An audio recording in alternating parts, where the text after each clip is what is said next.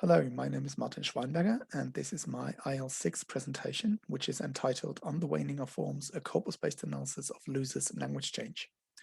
The slides are available on my website, www.martinschweinberger.de, and the ARC code is available on my GitHub repo.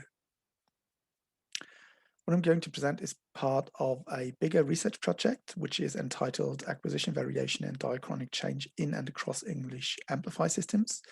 I've already done some research within that research project. And just to give you an idea of what that project deals with, you have some examples here where you have an amplifier like very or really or so, and they modify an adjective like good, cheap, or bad. So essentially, adjective amplification refers to you have a degree adverb and that modifies an adjective by upscaling its meaning. This talk is an elaboration of a paper that's in press, which also deals with loss in language change. To give you some background, intensification is related to the semantic category of degree, which is also why intensifiers are referred to as degree adverbs or adverbs of degree. And intensification ranges between very low intensity, which is downtoning, and very high intensity, which is amplification. And in this talk, I'm focusing exclusively on amplification.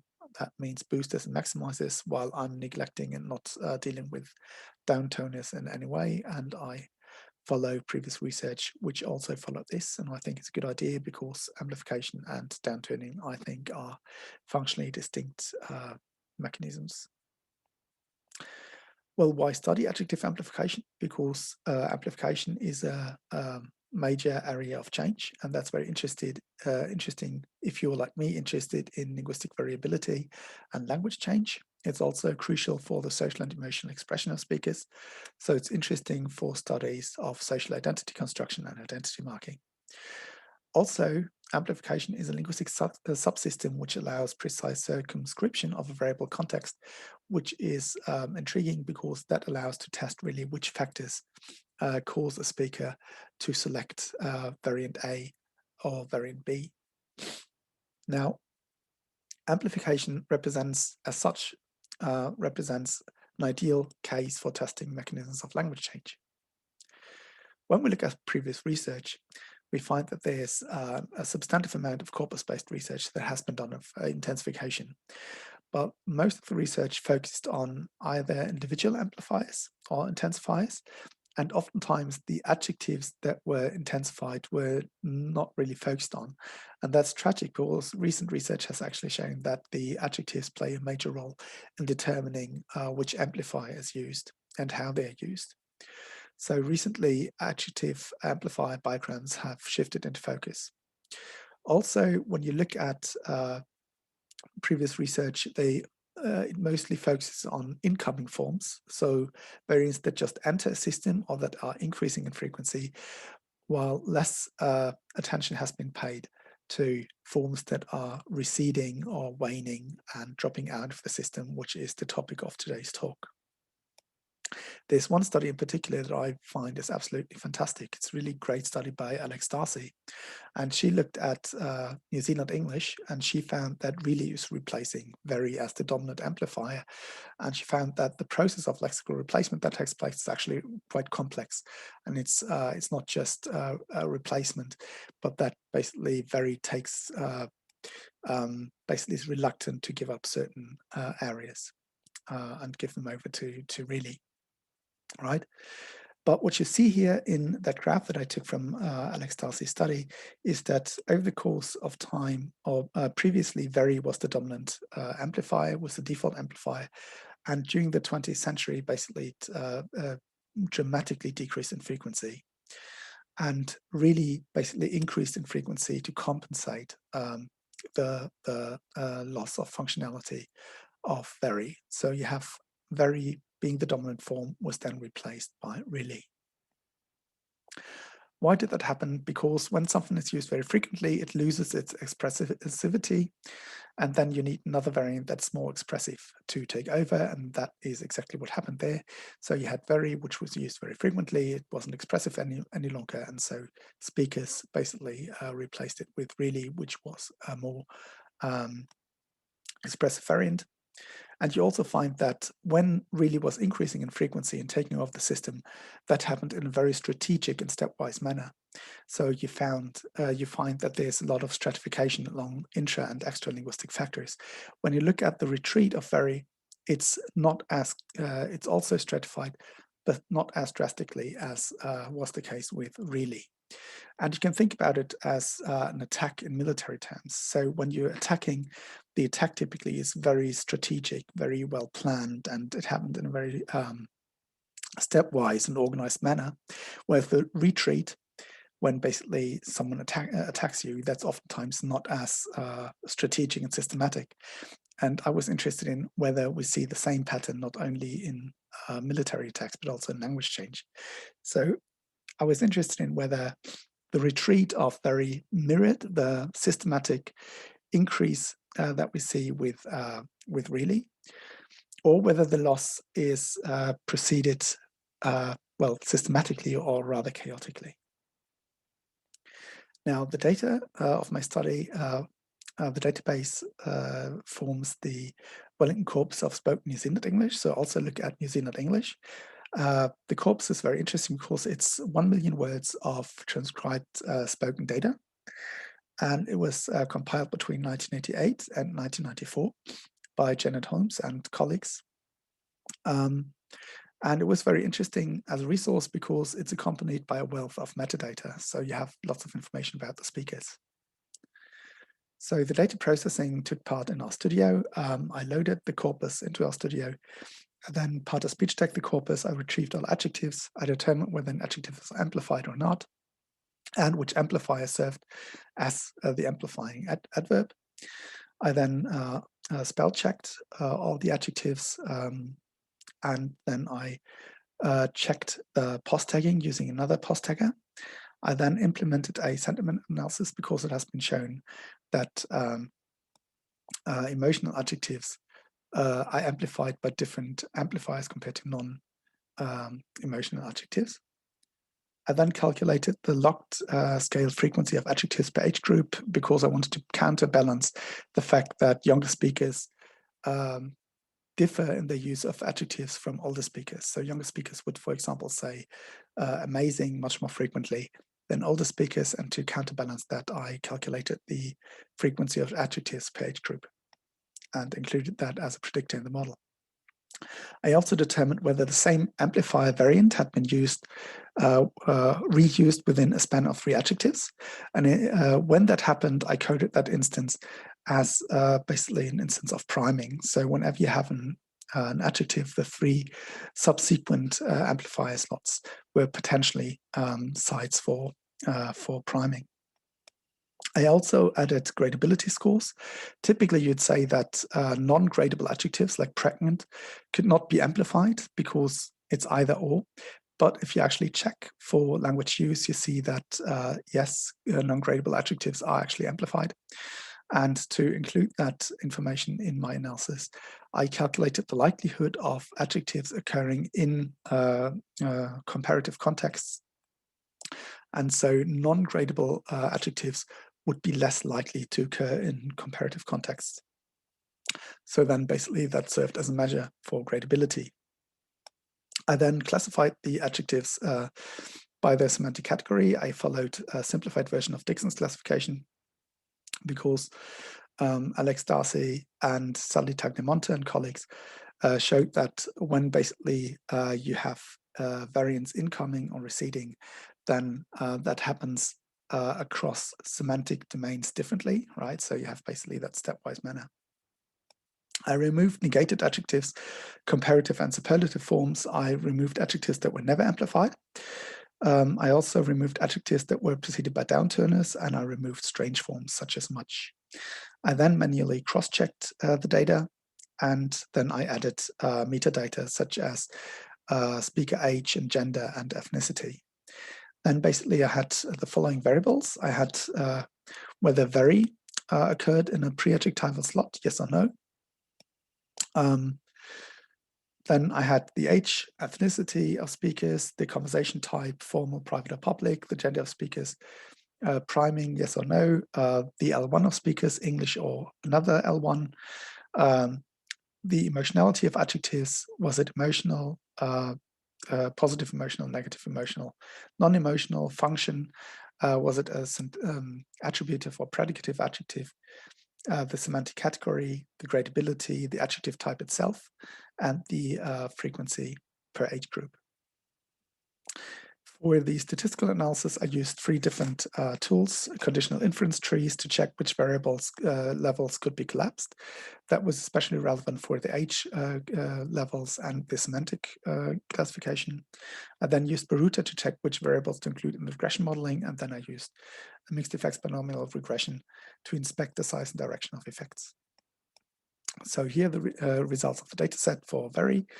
You see that in the first step, when I still retained adjectives that were not amplified, just to give you an idea, I had 17,573 adjectives overall, but only 2,344 amplified adjectives. I used that to basically check for frequency distributions, but I then got rid of all adjectives that were never amplified. So in the remainder of the talk, I'll only talk about basically the 2,344 adjectives that were amplified. You see that the most frequent amplifier variant was really with 851 instances, followed by Very with 647, and so on. You see that basically from real onwards, basically the amplifiers are so rare that they're almost marginal. In terms of speakers, you see that we have 669 speakers in the data set, which is quite substantive. And here you see an overview of the percentages of Very across the data set. What you see here is that the lower percentages are restricted to younger speakers. So that suggests right away that younger speakers don't use Very as frequently as older speakers. And that is also what the parent time distribution shows. You see that for older speakers, their Very is still the dominant amplifier in the data, and then basically see the cross pattern where Very decreases in frequency and really takes over among the younger speakers, where it is clearly established as a dominant variant among the youngest cohort in the data. Then for Very, the Baruta analysis showed that there are 2 very important factors, namely the age of speakers and the type of conversation, right? Whereas all other predictors had some effect, and which was also significant, would perform better than the control variables. But basically you see that they are not that important, and that age and type are by far the most important factors. Now, then when you look at the regression results, you see that basically you have 3 models here. This is the baseline model, right, which only uses the intercept as a predictor. Then we had age only as a predictor, so a model with only age as a predictor. And then we have the final minimal model, where basically we checked using a step-by step-up model fitting procedure which variables to include.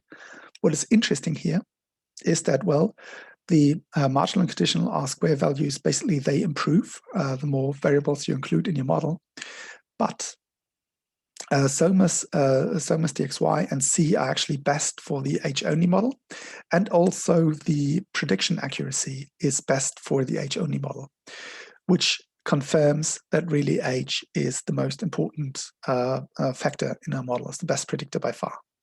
And so you can say that, well, if you look at the individual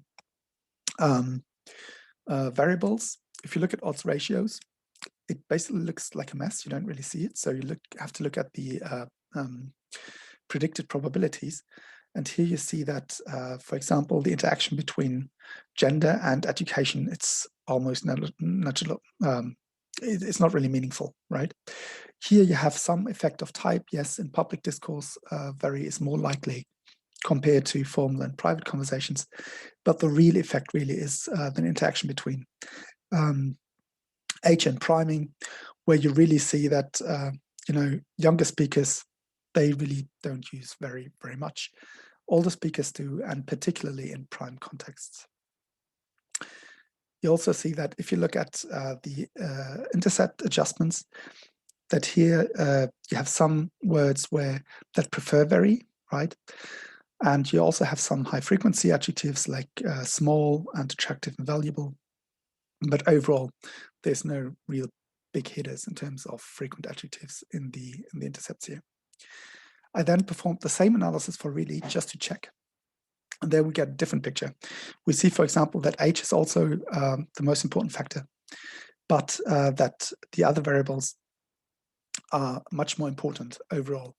It's not just type and age. Here you actually have almost a linear pattern in the predictor importance. And that's also confirmed by the regression modeling.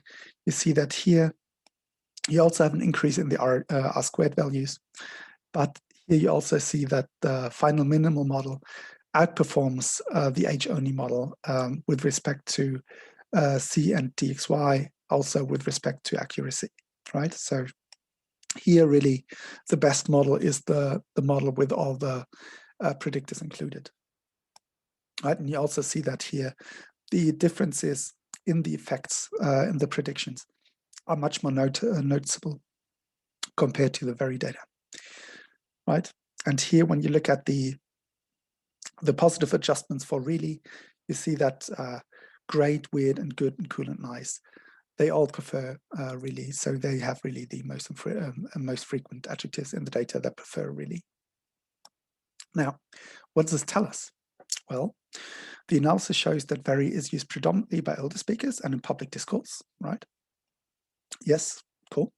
It's rejected by younger speakers in private as well as in formal contexts. It's also true, right? So you have stratification. And you see that the use of very collocates with several extralinguist factors, but the impact of these factors is limited. And this is really crucial, right? Compared to really where you have many different variables that really have an impact on the use of really. For very, it's mostly age and to a certain degree type, and everything else is almost marginal. It's not really relevant. Now, what I'd like to propose is that basically when forms retreat, you have something that I'd like to refer to as the runes of stratification. So that you had that kind of retreat, but it's much less systematic and it's much less pronounced than when you have an incoming variant. So really like in the military scenario, when a form is incoming, you have really the stepwise progression and this layered entering of new domains. Whereas when a form is retreating, it's also layered, but it's much less pronounced, right? So you have no intralinguistic variability and weak social stratification. The obvious exception is age and to a certain degree genre, right? So here the retreat is motivated by the functional factors, which is the lack of expressivity, and selected adjectives prefer very, as we saw with the positive adjustments to the intercepts, right? And just another word on the effect of type. While losing ground to rival variants, very is more stable in certain registers. So it basically is retained as a default amplifier in public discourse. And I think that's because it doesn't really have a social meaning. So when you have an incoming variant, it comes in because it piggybacks on social meaning, because it's attached to a social group. For example, young, hip speakers, right? And the old traditional variants, they basically lose that association with a social cohort, right? And so basically it remains as the neutral form that you can basically use when you don't want to associate with any social or political movement. So I'd like to say that waning is not as systematic compared to waxing, right? So when you have a waxing variant, once that's increasing, it's much less systematic, much more layered, right? Now, one thing to be noted here is that when I did the analysis, I was reminded of a discussion between Adam Kilgariff and Stefan Gries, where they argued about, well, if your data becomes really big and you have lots of cases or instances and observations, then everything becomes significant. And then Stefan's point was basically, yes, that's true. So you have to check for effect size. But the problem in my case is that, well, that doesn't really help necessarily. Because when I look at the odds ratios, right, they don't really tell me that much. So here for really and for very, they look very much the same. And that's because when you're dealing with low frequency, right, then that can inflate the odds ratios. So for example, imagine you have something where you have one death in 100,000, right? And then you have a drug which, when taken, causes 10 deaths per 100,000. That would be a very, very strong effect. It would be an odds ratio of 10. But because the probability is so low of that occurring, like 1 in 100,000 is very low, and 10 in 100,000 is still very low, right? Therefore, we really have to check for the predicted probability. I think that's actually more helpful than the odds ratios themselves, because they're affected by low frequencies of instances. Right. So that basically means that there are some things we might want to discuss, which is how weak do effects have to be meaningless, right? Because now we're dealing with really huge amounts of data. We're dealing with big data, right? And now I think there comes a time when we can think about, is there maybe a threshold for effects that we just want to ignore? I'm not necessarily saying that we need to do that, but I think it's something that we could think about, that we should discuss, right?